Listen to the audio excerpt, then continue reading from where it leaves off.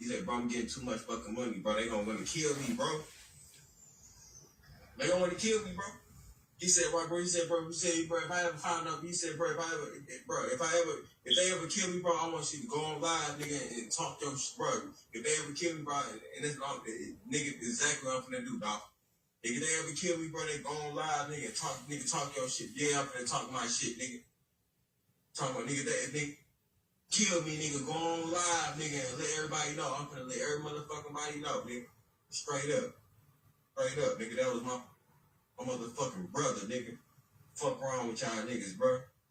Nigga, this shit was all over nothing. Over nothing, nigga. Over nothing. Over nothing, nigga. I'm finna let y'all know the reason why they did that to my brother, bro. I'm finna let y'all know, bro. I'm finna let y'all know, bro. But at the same time, shit, bitch, you ain't finna stop nothing I got going on. You ain't finna stop nothing I got going on. Straight up, nigga. They killed my nigga because he was finna buy a record label. He was finna buy, Dolph was finna buy a fucking, Dolph was finna be 50-50 with Empire, nigga.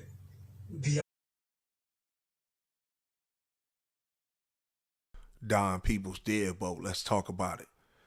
So, looking into this situation and hearing what the homie had to say, and how Dolph was actually getting ready to make a power move and approaching Empire to buy in 50% and be partnership.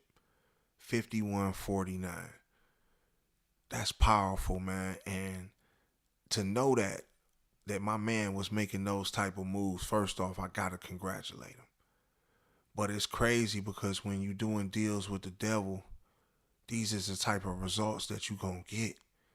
You're gonna get the shiciness, the deceivement, the behind the back.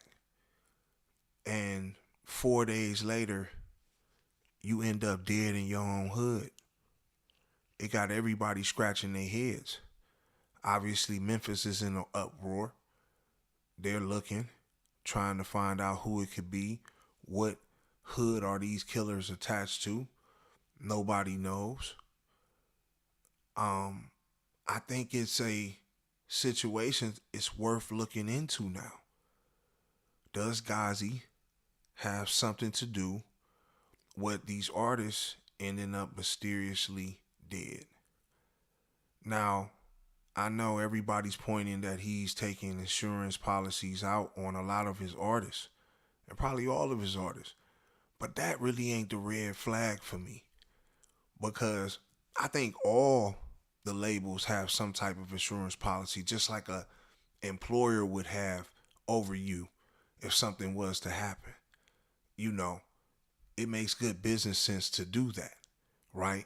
While you in your career, to have these policies. Now, they can take out a policy. This policy can be X amount of years. I don't think it's just for 1 year or 2 years to where they have to hurry up and do something. But I think also a lot of the stuff that people are saying about, a lot of artists on Empire, they come owning their masters, and this is what the benefits are of going to Empire. But when you look at it, if something was to happen to you and that insurance policy gets cashed out and you don't make it out of your contract, then you don't end up owning all of your masters, because the policy that they took out obviously is going to give them a percentage of your masters, and therefore they're going to have the lifelong rights to a lot of your music. And that's the benefit for them to get you gone before you even leave Empire, or before you try to buy into them or do whatever you trying to do. And, for Dolph to get his situation, and then for Juice WRLD, obviously that's his cousin, him having a similar situation. I mean, yeah, Juice WRLD did drugs, right? Just like Dolph had beef. But, being in a situation where the feds get called on his plane, he ain't moving bundles. So for him to have to allegedly swallow a whole bag of pills and then he ODs, that's another policy that's been cashed in. Now his masters is obviously gonna be in the property of empires. They're gonna see some of that, just like the family too, but they're gonna see majority of that as well. And it makes you wonder, is empire connected in that regard? And then obviously you got a lot of people that are talking about the King Von situation. And he's in the same boat. And I think that a lot of artists, period, that are coming into this hip hop game, man, they not understanding the satanic root of it and what these people are all about at the top. They believe in sacrifice. And what better way than to bring on an artist that has a high chance of getting murdered or ODing because of the lifestyle that they live in. So even with the Vaughn situation, for him to end up dead, and how that situation played out, you gotta wonder. It's like a track record. It's like a trend. And when people are pointing this stuff out, you like, wow, I didn't even look at it like that. I didn't even know that all of these artists were connected to Empire. And just finding out how the masters work for real, because everybody keep hollering that they owned all their masters and stuff of that nature. Not if they passed away. Like I said, man, that's the benefit of cashing out on a dead rapper. Now, could Mo 3 be that same type of situation? I mean, it was crazy. I mean, he got walked down on the freeway. They obviously caught the dude who did it. So I don't really know too much more about that situation, if he had his hands wrapped into that. But Mo 3 was another Empire artist as well. So we got to look at his situation and what his contract entailed. And it's going to keep going down the rabbit hole.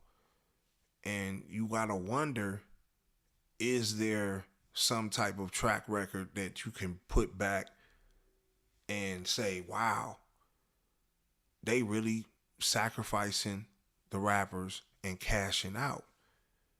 Could this be the new lick, the new trend that we just are oblivious to? The XXX situation, I mean, like I said, his situation, they caught them as well. I mean, it's just ironic, like I said, that, all these dudes had insurance policies. All these dudes' masters are not technically 100% theirs now that they're passed away. And they're all signed to Empire. And I just don't believe in coincidences. You know what I'm saying? It's like where there's smoke, there's fire. And I think homie who came out with this Young Dolph information, saying what Dolph was trying to do with Empire and buying the label, going 50-50. This is shocking information that's not getting talked about enough. And I don't know why, more people are not saying something about it, or why they don't have anything else to say in this. And it's like they're trying to wash away this man's video. I mean, I think Dolph was in a situation to where I think he knew something was going to happen to him. And I think when you play in this game and you playing with devils, then that's what's going to happen. And, I think when he did make an attempt to make a purchase towards this label, I think that's when they really marked him for death. And I just think when you look at Empire as a whole and how they operate, you know, they come with the whole big dream to the artist, like, yeah, come sign with us, you know, you can own your masters, you can, you know, be a star, you can still do all that, and, you know, you still got your ownership. But at what cost are you getting this ownership? You know, because if you don't make it to the end, then you're not going to get the big prize. So you got to make it to the end of that contract. So it sounds good initially, you know, when you getting approached and you feel that, okay, yeah, I get to keep ownership and, you know, this, that, this, and the third. But when has the industry ever let you niggas have ownership of anything? There's always going to be a way to get up out of that. And he's not coming and trying to reinvent the game, and they wouldn't let him reinvent the game, because if niggas was really walking away with their masters but still being able to be mainstream artists, then everybody would be signing with Empire, and the industry can't have that monopoly. See, when you playing in the devil's game, this is the kind of results that you get. Some old backstabbing, just bullshit. Really did him dirty. Didn't have to kill him. But when you sell out to this industry, this is the results that you're going to always walk away with. And I hate that a lot of these brothers, man, had to witness this firsthand. You know what I'm saying? It's like the law of attraction. It's you putting out into the universe, and this is what you getting back. You know, I think Dolph's biggest mistake was just trying to, you know, purchase into their game. I think that, you know, and you already put out an album called Rich Slave, right? So you know you a slave. You just got a couple dollars. So I respect you for knowing that, being self-aware. But you also should know they not gonna let no nigga have anything to do with any type of distribution for real. You can have your label, paper route, right? But you can't have Empire. So I think, you know, you doing certain things will get you killed when you dealing with these devils. And I think Ghazi is no different than a Diddy, no different than a Suge would have been. None of these dudes, all these dudes are going to operate the same way. You feel what I'm saying? Especially when you get to getting up to the Interscopes and the Atlantics, the, you know, Empires, you know what I'm saying, the Columbias, all this type of stuff. You know, I remember, you know, when Suge, Jay Prince, Irv Gotti, and Dame Dash tried to have that first black distribution. And where did that end up going? You know, we are only good enough to be artists to them and have our little record labels, but our record labels will always have to funnel through them. And, you know, it's so crazy when you look at the game and how the game is. You like, yo, like everything's streamed now. You can literally just pull up and, you know, put your music on and do everything yourself. Why now, of all times, do you still have to deal with labels? You know, when you have the ability to now stream everything right from your phone. You know, it shows you the power that they still have over the industry, and that the rituals that still take place within the industry. You know, it's a lot of people that call these things out and put the dots together, really put the plate right in front of you. You feel me? You see what's going on. But we still fail to like recognize what the truth is. And I really believe, man, homie has a lot to do with his artists not being around no more. Because these niggas is witches and warlocks, you feel me? He ain't gotta be calling mercenaries. That nigga could be casting spells on niggas and shit. And this is the end result of it. But I just wouldn't discount what homie is saying. I think what homie is saying, you have to really take note, especially since they trying to wipe it off the internet and, a lot of people ain't talking about it. You kind of got to understand that part too.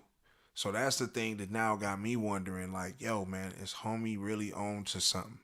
Like, did Dolph really get sacrificed for making an attempt to get this label? And, has Ghazi been doing this the whole time? I mean, this is something that we got to really take a closer look at and we really got to look into. But I want y'all to get in the comment box, man. Y'all let me know what y'all think, man. Is Ghazi from Empire sacrificing his artists for their masters, for these insurance policies? Or is it just a coincidence that niggas is dying on Empire? I want y'all to get in the comment box. Let me know what y'all think.